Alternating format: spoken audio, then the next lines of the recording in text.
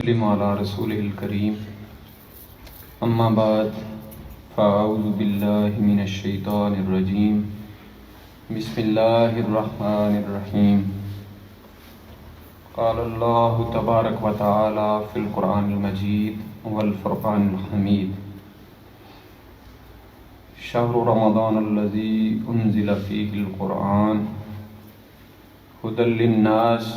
وبینات من الہدی والفرقان فمن شہد منکم الشہر فلیصمہ صدق اللہ مولانا العظیم وبلغنا رسولہ النبی الکریم الامین المکین الرؤوف الرحیم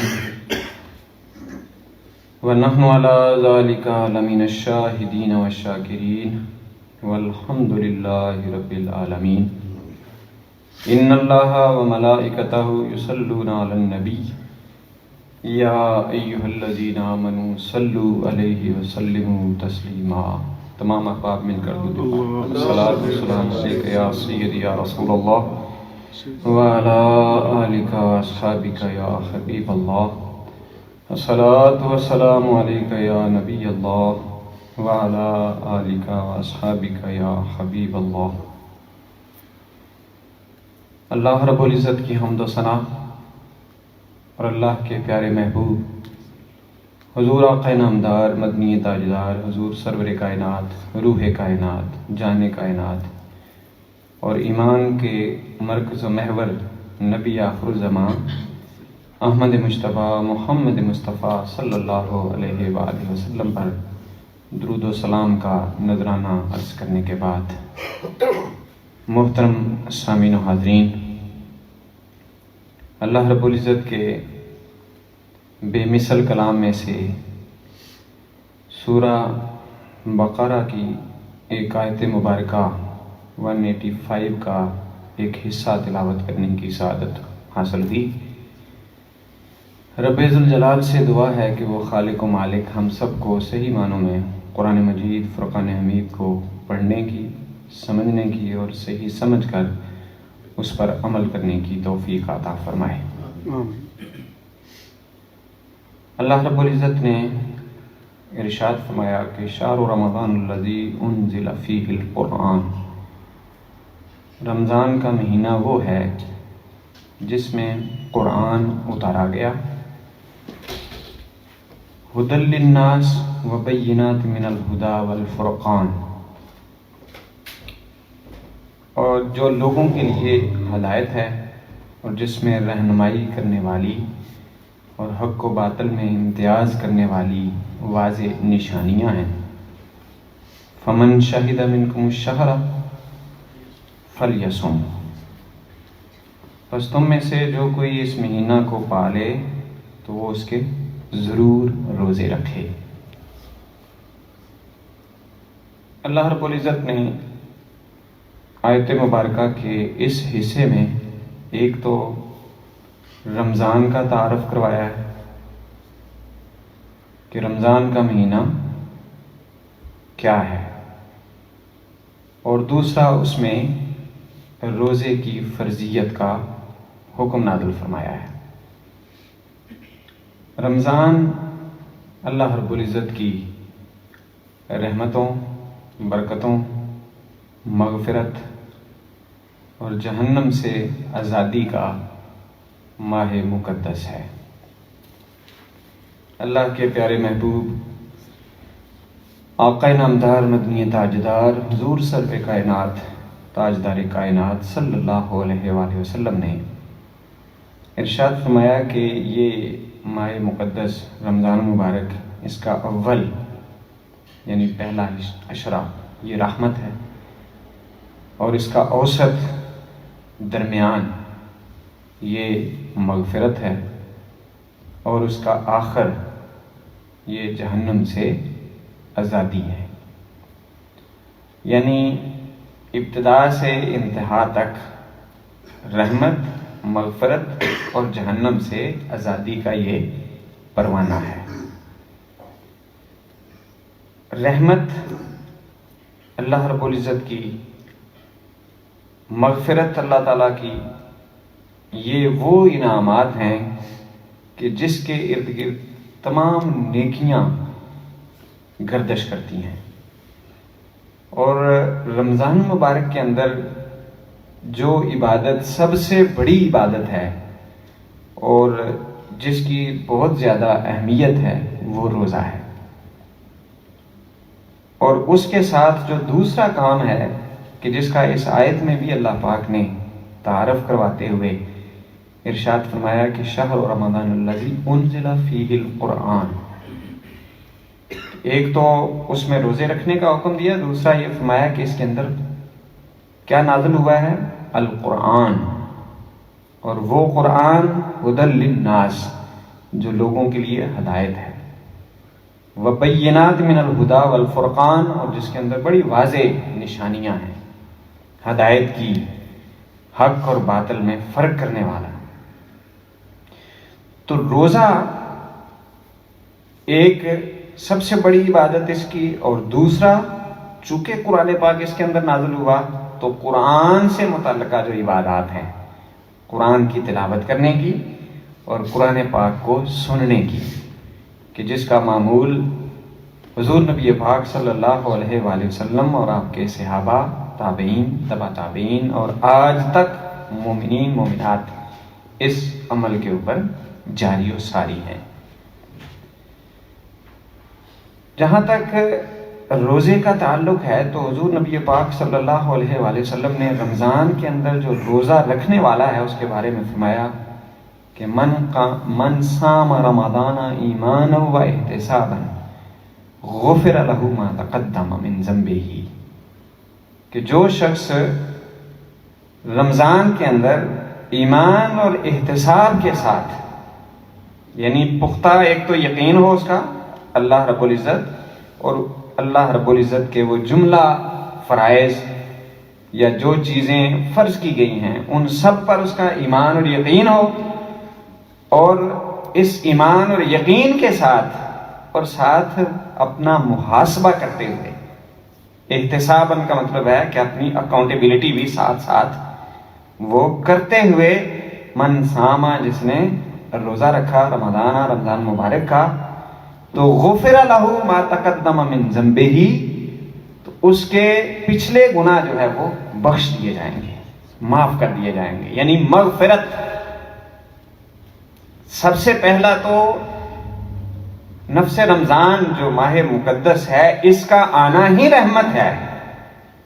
اس کا مل جانا ہی ایک بہت بڑی سعادت ہے۔ پھر اس کے ساتھ ساتھ اللہ پاک نے جو اس میں روزہ رکھتا ہے اور وہ رمضان المبارک کی جو خصوصیات ہیں اور اس کی جو عبادات ہیں، جو یہ موسم بہار جو نیکیوں کا ہوتا ہے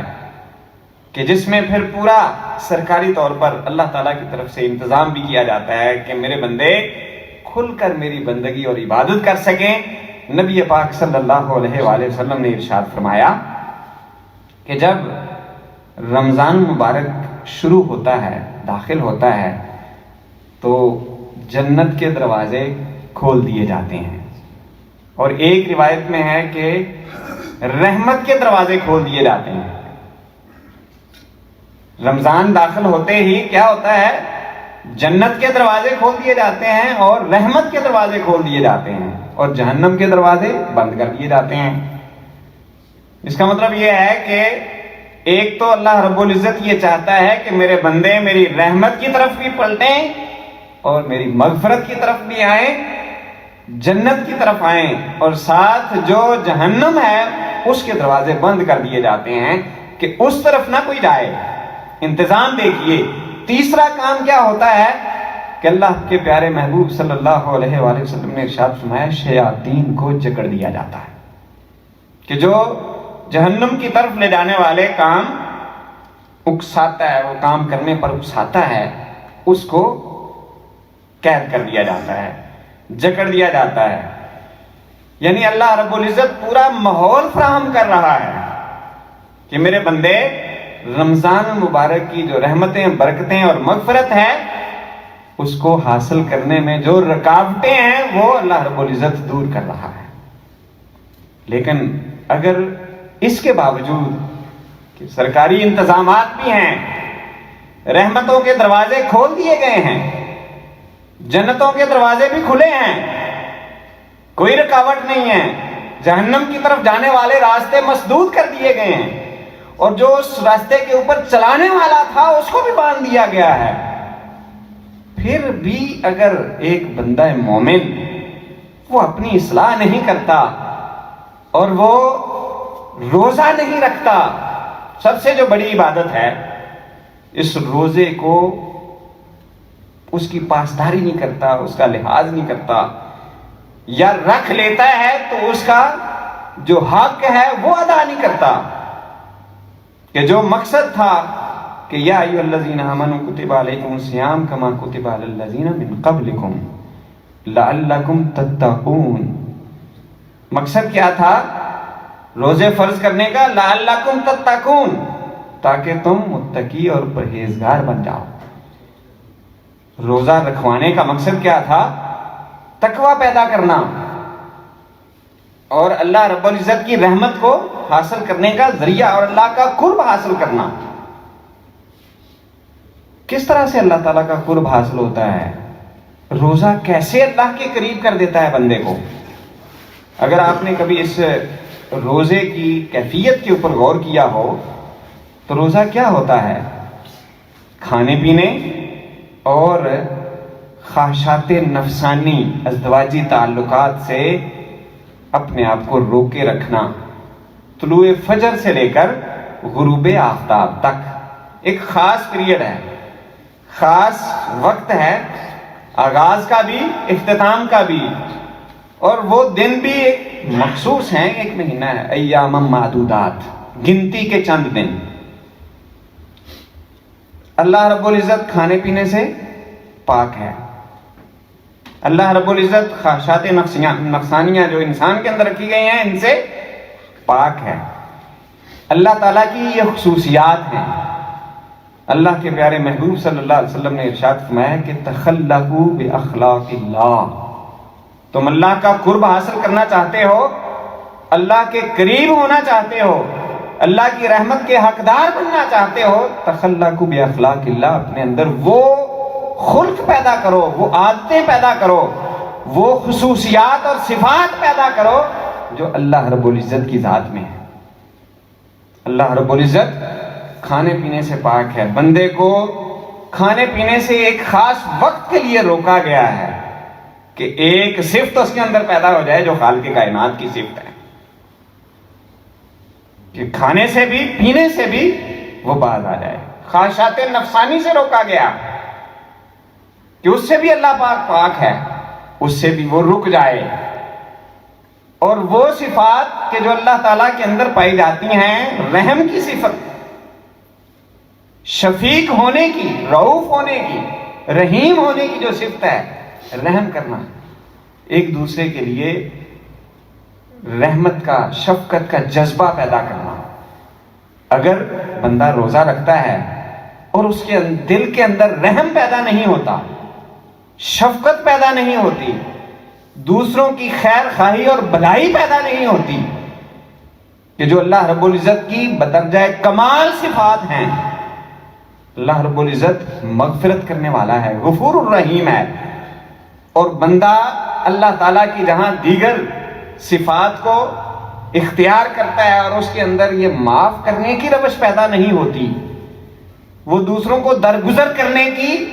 اور اس کا بدلہ دینے کی اسی آگ کے اندر چلتا رہتا ہے، تو پھر اس کا روزہ رکھنے کا کیا مقصد ہوا؟ پھر اس کا کھانا پینا چھوڑ کر صرف ایک حد تک اللہ کی صفات کو اپنے اندر پیدا کرنے کا جو اصل لعلکم تتقون تھا، وہ مقصد پیدا نہیں ہوتا۔ اللہ رب العزت غفور الرحیم ہے، تو بندوں کو بھی ایک دوسرے کے ایسے کام، ایسی حرکات، ایسے چیزیں، ایسی خطائیں، ایسی غلطیاں کہ جو دوسرے کو نقصان پہنچانے والی ہیں، وہ بندہ معاف کرے، اور جو کرنے والا ہے وہ بھی ان کاموں سے باز آنے کی کوشش کرے۔ تو یہ تو ہے کہ اللہ کی صفات کو اپنے اندر پیدا کرنا روزہ سکھاتا ہے، اور پھر برائیوں سے بھی روکنے کا حکم دیتا ہے۔ کہ اللہ کے پیارے محبوب صلی اللہ علیہ وآلہ وسلم نے ارشاد فرمایا کہ جب کوئی تم سے جھگڑا کرے، جب کوئی تمہیں گالی دے، اس کا مفہوم یہ ہے، تو آپ صلی اللہ علیہ وسلم نے فرمایا تم بس یہ کہہ دیا کرو کہ انی صائم، میں روزے سے ہوں۔ جب تم یہ کہہ دو گے تو اس کا وہ گالی دینا، برا بلا کہنا، لڑائی جھگڑا کرنا آپ کا وہ بالکل مائنس ہو جائے گا، زیرو پر چلا جائے گا۔ آپ صرف اتنا کہہ دو کہ انی صائم، میں تو روزے سے ہوں۔ تو جب اگر اس کے باوجود اللہ کے نبی صلی اللہ علیہ وسلم نے فرمایا کہ جو شخص رمضان مبارک، آپ صلی اللہ علیہ وآلہ وسلم اپنے ممبر پر تشریف فرما ہوئے، پہلی سیڑھی پر قدم رکھا تو فرمایا آمین، دوسری پر رکھا فرمایا آمین، تیسری سیڑھی پر، ممبر کی 3 سیڑھیاں ہوتی ہیں ابھی بھی، لیکن ہم دوسری سیڑھی کے اوپر بیٹھتے ہیں کہ تیسری کے اوپر حضور نبی پاک صلی اللہ علیہ وآلہ وسلم بیٹھا کرتے تھے، تو ادباً احتراماً ہم دوسری سیڑھی کے اوپر رکھتے ہیں، بیٹھتے ہیں۔ تو آپ نے تینوں سیڑھیوں پر قدم رکھتے ہوئے 3 دفعہ آمین کہا۔ صحابہ نے پوچھا کہ یا رسول اللہ صلی اللہ علیہ وسلم، یہ ہم نے جو ایسا ماجرا دیکھا ہے، پہلے ایسا نہیں ہوا، تو یہ آمین 3 دفعہ کہنے کا کیا سبب ہے؟ تو آقا دو جہاں صلی اللہ علیہ وآلہ وسلم نے ارشاد فرمایا کہ جب میں نے پہلی سیڑھی پر قدم رکھا تھا تو جبریل امین اس وقت مجھے یہ کہہ رہے تھے کہ جس شخص کی زندگی کے اندر رمضان المبارک کا مہینہ آئے اور وہ اس کے اندر اللہ کی عبادت کر کے جنت کا حقدار نہ بن جائے، اپنی مغفرت نہ کروا لے، تو وہ تباہ و برباد ہو جائے، وہ اللہ کی رحمت سے دور ہو جائے۔ اور کہو آمین۔ چنانچہ میں نے کہا آمین۔ جب دوسری سیڑھی پر قدم رکھا تو پھر جبریل امین یہ کہہ رہے تھے کہ جس شخص کی زندگی کے اندر والدین ہوں، دونوں یا کوئی ایک، اور وہ ان کی خدمت کر کے، ان کی فرما برداری کر کے اگر وہ اپنی مغفرت کا پروانہ اپنے ساتھ نہ لے کے جائے، تو اللہ کے نبی صلی اللہ علیہ وسلم فرماتے ہیں جبریل امین نے کہا وہ اللہ کی رحمت سے دور ہو گیا۔ میں نے کہا آمین۔ اور جب تیسری سیڑھی پر قدم رکھا تو پھر جبریل امین کیا کہہ رہے تھے کہ جس شخص کی موجودگی میں، جس شخص کے سامنے حضور نبی اکرم نور مجسم رحمت عالم صلی اللہ علیہ وآلہ وسلم کا نامی اس میں گرامی لیا جائے اور وہ آپ صلی اللہ علیہ وآلہ وسلم کے اوپر درود نہ پڑے اور اپنی مغفرت کا سامان نہ کر لے، اللہ کی رحمت کے حصول کا وہ حقدار نہ بن جائے، وہ اللہ کی رحمت سے دور ہو گیا۔ تو میں نے کہا آمین۔ آپ اس سے اندازہ کر لیں کہ جس شخص کو رمضان المبارک کا جیسا مقدس مہینہ ملے اور وہ اللہ کی بندگی کر کے اللہ کی رحمت، اس کی مغفرت نہ حاصل کرے، تو اس جیسا محروم شخص نہیں ہے۔ لہذا ایک تو یہ کہ روزہ نہ چھوڑا جائے۔ کیا قید و جہاں صلی اللہ علیہ وسلم نے ارشاد فرمایا جس شخص نے بغیر کسی عذر کے، بغیر بیماری کے رمضان مبارک کا ایک روزہ چھوڑا تو اللہ کے پیارے محبوب صلی اللہ علیہ وآلہ وسلم نے فرمایا اگر وہ ساری زندگی بھی روزے رکھتے، لفظ ہے دہر کے روزے، یعنی سارے زمانے کے روزے رکھتا رہے، وہ اس روزے کا بدل نہیں ہو سکتا۔ جو درجہ رمضان مبارک کے روزے کا ہے وہ ساری زندگی روزے رکھنے کا بھی درجہ جو ہے وہ نہیں ہو سکتا۔ نفلی روزے جتنے مرضی بندہ رکھتا رہے، بلا وجہ، بلا ضرورت، بلا عذر، بغیر کسی وجہ کے، نہ سفر میں ہے، نہ بیمار ہے، اور نہ کوئی ایسا اور کوئی سبب ہے۔ یہ کوئی سبب نہیں کہ مجھے جو ہے نا کام کرنا پڑتا ہے، مجھے مزدوری کرنی پڑتی ہے، یہ کوئی عذر نہیں ہے کہ میں روزہ نہیں رکھ سکتا، کام پر جانا ہوتا ہے۔ اللہ کے پیارے محبوب صلی اللہ علیہ وآلہ وسلم نے حالت جہاد کے اندر بھی روزے رکھے ہیں۔ اہل اللہ نے مشکل ترین حالات کے اندر بھی روزے رکھے ہیں، اور یہ ایک ایسا عمل ہوتا ہے کہ جس میں اللہ رب العزت کی ایسی رضا ملتی ہے کہ اللہ کے پیارے محبوب صلی اللہ علیہ وسلم نے فرمایا کہ ابن آدم کا ہر عمل وہ 10 گنا، یعنی ایک عمل کرتا ہے تو 10 نیکیاں، یا ایک نیکی کرتا ہے تو 700 گنا میکسیمم 700 گنا تک اس کا اجر دے دیا جاتا ہے، سوائے روزے کے کہ اللہ کے پیارے محبوب صلی اللہ علیہ وسلم نے فرمایا کہ اللہ پاک فرماتا ہے الصوم لی وانا اجزی بہ، کہ روزہ وہ عمل ہے کہ جو خالصتاً بندہ اللہ کی ذات کے لیے رکھتا ہے، اس وجہ سے فرمایا انا اجزی بہ، میں اس کا بے حساب و بے کتاب اجر عطا فرماؤں گا۔ یہ کوئی پیمانے کے اندر نہیں ہے، یا اس کا کوئی ایسا کوئی گنتی میں آنے والا جو ہے نا وہ عمل نہیں ہے۔ حضور نبی پاک صلی اللہ علیہ وآلہ وسلم نے ارشاد فرمایا کہ للصائم فرحتان، روزہ دار کے لیے 2 خوشیاں ہیں۔ ایک خوشی کیا ہے؟ عند افطاری، کہ جب وہ روزہ افطار کرتا ہے اس وقت جو اسے خوشی حاصل ہوتی ہے۔ بات سمجھ میں آ رہی ہے نا؟ نیند تو نہیں آ رہی؟ بات سمجھ میں آ رہی ہے؟ سن رہے ہیں نا کہ للصائم فرحتان، روزے دار کے لیے 2 خوشیاں ہیں۔ ایک روزہ افطار کرتے وقت جو ایک مسرت ہوتی ہے، دن بھر بھوکا پیاسا جب بندہ کھاتا ہے پیتا ہے تو ایک دلی مسرت ہوتی ہے، اور دوسرا ہے عند لقاء ربہ، کہ روزے دار کو جب اپنے رب سے ملاقات کا جو شرف دیدار ہوتا ہے اس سے جو اسے خوشی ہوتی ہے، اس جیسی خوشی اور کوئی نہیں ہے۔ یہ کون فرما رہے ہیں؟ اللہ کے آخری نبی، کہ جن کی زبان سے سچ کے علاوہ کچھ نہیں نکلتا۔ تو اللہ رب العزت نے اسے کیوں کہا الصوم لی، روزہ میرے لیے ہے؟ کیوں کہا؟ اس لیے کہ یہ کوئی ایسا عمل نہیں کہ جو نظر آنے والا ہو۔ بندہ نماز ادا کرتا ہے، کھڑا رکوع میں یا اٹھتا بیٹھتا نظر آ رہا ہوتا ہے کہ یہ نماز پڑھ رہا ہے، ایسے ہی ہے نا؟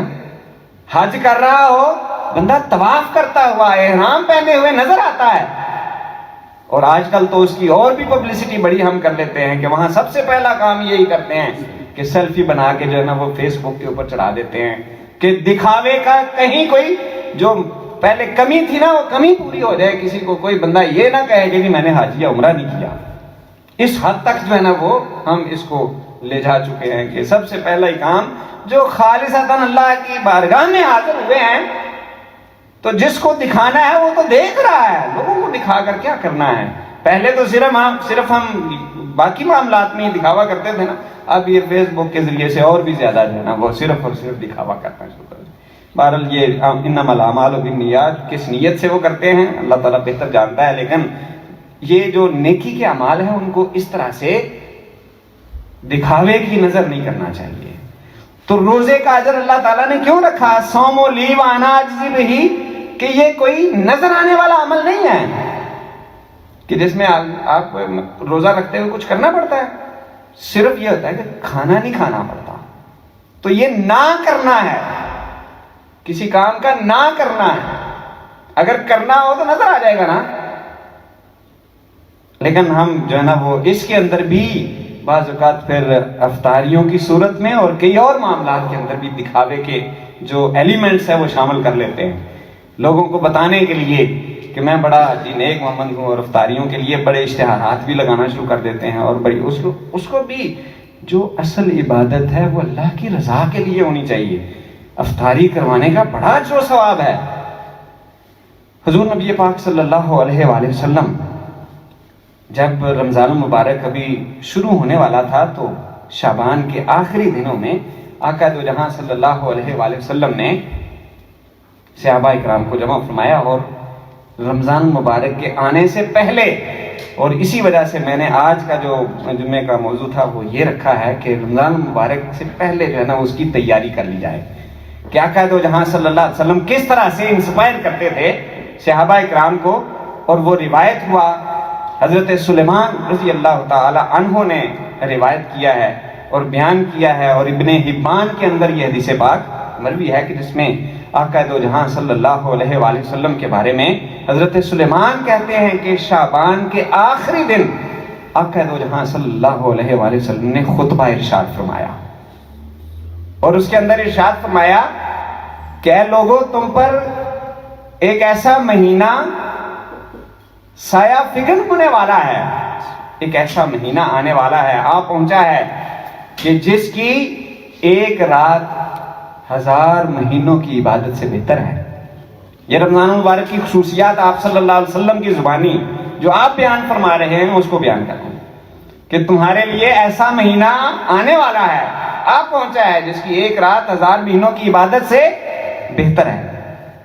پھر فرمایا اس کے روزے تمہارے لیے فرض کیے گئے ہیں، اور رات کا قیام، رات کو نوافل ادا کرنا، تراویح کی صورت میں جو نوافل پڑھے جاتے ہیں، قرآن پاک سنا جاتا ہے، فرمایا اسے نفل قرار دیا گیا ہے۔ روزہ فرض قرار دیا گیا ہے اور تراویح نوافل، رات کا قیام، یہ کیا ہے؟ نفل قرار دیا گیا ہے۔ اور ساتھ فرمایا کہ اس کے اندر جو شخص ایک نیکی کرتا ہے، نفل ادا کرتا ہے، اسے فرض کے درجے کے برابر اجر و ثواب عطا کیا جاتا ہے۔ ایک نفل پڑھا تو جتنا فرض ادا کرنے کا اجر ہے، ایک نفل ادا کرنے کا فرض کے برابر درجہ دیا جاتا ہے، اجر دیا جاتا ہے۔ اور ایک فرض ادا کرنے کا 70 فرضوں کے برابر اجر و ثواب عطا کیا جاتا ہے۔ کتنے بڑے انعامات اللہ کے نبی صلی اللہ علیہ وسلم فرما رہے ہیں کہ جو نفل تھا، نفلی عبادت، اس کا درجہ فرض کے برابر کر دیا گیا اجر و ثواب کے اعتبار سے،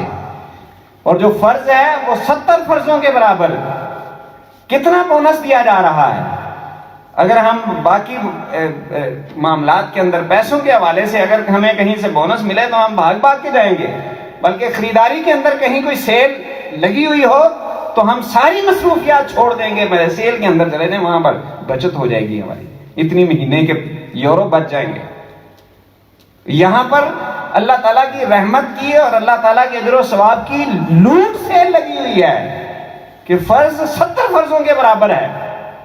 نفل فرضوں کے برابر کر دیا جا رہا ہے۔ کہ اللہ پاک کے پیارے نبی صلی اللہ علیہ وسلم نے فرمایا کہ یہ ماہ صبر ہے، یہ صبر کا مہینہ ہے، اور صبر یہ ایک اسی حدیث پاک کا پورا مضمون آپ کے سامنے خلاصتاً بیان کر رہا ہوں۔ فرمایا کہ یہ صبر کا مہینہ ہے اور صبر کا اجر جنت ہے۔ ان اللہ مع الصابرین، صبر کا جو اجر ہے وہ جنت ہے، اور اللہ تعالیٰ کی سنگت، اللہ کی معیت مل جاتی ہے۔ پھر فرمایا کہ یہ غم گساری کا مہینہ ہے، جو غموں میں پریشانیوں کے اندر ہیں ان کے غم کو دور کرنے کا مہینہ ہے، لوگوں کی تکلیفوں کو دور کرنے کا مہینہ ہے، لوگوں کے ساتھ حسن سلوک کرنے کا مہینہ ہے، لوگوں کے ساتھ بھلائی کرنے کا مہینہ ہے۔ پھر فرمایا کہ اس کے اندر رزق کے اندر وسعت پیدا کر دی جاتی ہے۔ رمضان مبارک میں بندہ مومن کے رزق کے اندر برکتیں عطا کر دی جاتی ہیں۔ اور پھر فرمایا کہ روزہ دار کی افطاری کروانے والے کے لیے آقا دو جہاں صلی اللہ علیہ وسلم نے فرمایا کہ جو شخص روزے دار کو روزہ افطار کرواتا ہے، فرمایا کہ اس کو مغفرت عطا کر دی جاتی ہے۔ روزے دار کا روزہ افطار کروانے کی جو نعمت کی صورت میں اور اس کی جزا کی صورت میں مل رہی ہے وہ کیا ہے؟ مغفرت، دوزخ سے آزادی، دوسری چیز، اور تیسرا ہے کہ جتنا روزے دار کو اجر و ثواب ملتا ہے روزہ افطار کروانے والے کو بھی فرمایا اتنا اجر و ثواب ملتا ہے۔ اور روزے دار کے اجر کو کم کیے بغیر، یہ نہیں ہے کہ روزے دار کا اجر جو ہے نا وہ شیئر کر دیا جائے، ایسا نہیں، بلکہ روزے دار کا اجر بھی کم نہیں ہوتا، اور جو افطاری کروا رہا ہوتا ہے جتنا اجر روزے دار کو ملتا ہے اتنا روزہ افطار کروانے والے کو بھی اللہ پاک کی طرف سے دے دیا جاتا ہے۔ کتنی بڑی اللہ تعالیٰ کی رحمتیں ہیں۔ پھر آقا دو جہاں صلی اللہ علیہ وسلم سے کسی صحابی نے پوچھا، یا رسول اللہ اگر کسی کے اندر یہ صلاحیت نہ ہو، اتنی طاقت نہ ہو کہ وہ روزہ افطار کروا سکے، تو اللہ کے نبی صلی اللہ علیہ وسلم نے ارشاد فرمایا کہ اگر وہ ایک کھجور کے ساتھ بھی کسی کا روزہ افطار کروا دیتا ہے تو اللہ رب العزت اسے اتنا اجر ثواب عطا فرما دے گا۔ سبحان اللہ۔ کہا کہ اگر کھجور بھی نہ ہو کسی کے پاس، اللہ کے پیارے محبوب صلی اللہ علیہ وسلم نے فرمایا دودھ کے ایک گھونٹ کے ساتھ افطار کروا دے گا تب بھی اس کو اتنا اجر و ثواب دیا جائے گا۔ عرض کی یا رسول اللہ اگر کسی کے پاس یہ بھی نہ ہو تو اللہ کے پیارے محبوب صلی اللہ علیہ وسلم نے آسانیاں دیکھیں. فرمایا کہ اگر پانی کے ایک گھونٹ کے ساتھ بھی روزہ افطار کروا دے گا اللہ تعالیٰ کی رحمت کے خزانے بڑے وسیع ہیں. کتنا کریم ہے وہ ذات. فرمایا پانی کے ایک گھونٹ کے ساتھ بھی اگر روزہ افطار کروا دیں گے اللہ رب العزت پھر بھی روزے دار جتنا اجر و ثواب اس افطاری کروانے والے کو دیے. لیکن میں نے جیسے پہلے بات کیا ہے کہ وہ جو افطاری کروانی ہے اس کے اندر ایک تو سادگی ہو, دکھاوا نہ ہو, خالصتاً اللہ تعالیٰ کی رضا کے لیے ہو. لوگوں میں یہ ظاہر کرنا نہ ہو کہ لوگ کہیں کہ وہ بڑا بڑا مالدار ہے, بڑا سخی ہے. جیسے میں نے اس کی آپ کو بتایا تھا کہ وہ سخی کہ جو سخاوت کرنے والا تھا, آخرت کے اندر اسے کہہ دیا جائے گا کہ تو نے تو لوگوں کے لیے کیا تھا, تیرا ٹھکانہ جہنم ہے, اب یہاں پر تمہیں کوئی اجر نہیں ملتا. اگر لوگوں کو خوش کرنا, لوگوں کے اندر اپنے آپ کو نمایاں کرنا مقصد ہوا تو پھر اللہ کے ہاں اس کا کچھ بھی اجر نہیں ہے. یہ سارے نل اینڈ وائڈ ہو جائیں گے. یہ کیا ہے؟ من کاما ومن ساما رمضان ایمانا و احتسابا, اپنا محاسبہ کرتے ہوئے اللہ کی رضا کے لیے.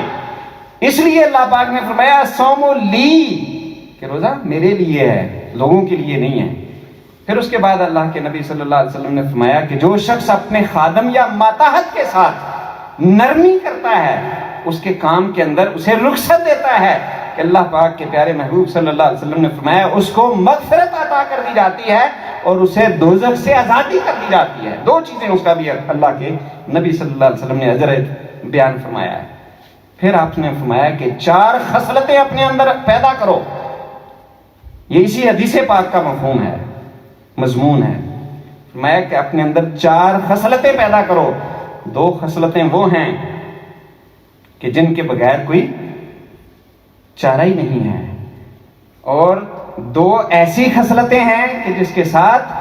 جنت واجب ہو جاتی ہے, اللہ تعالیٰ کی طرف سے مغفرت مل جاتی ہے, جنت مل جاتی ہے.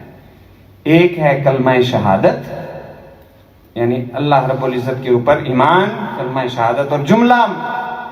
معاملات, اور دوسرا ہے کثرت کے ساتھ استغفار کرنا.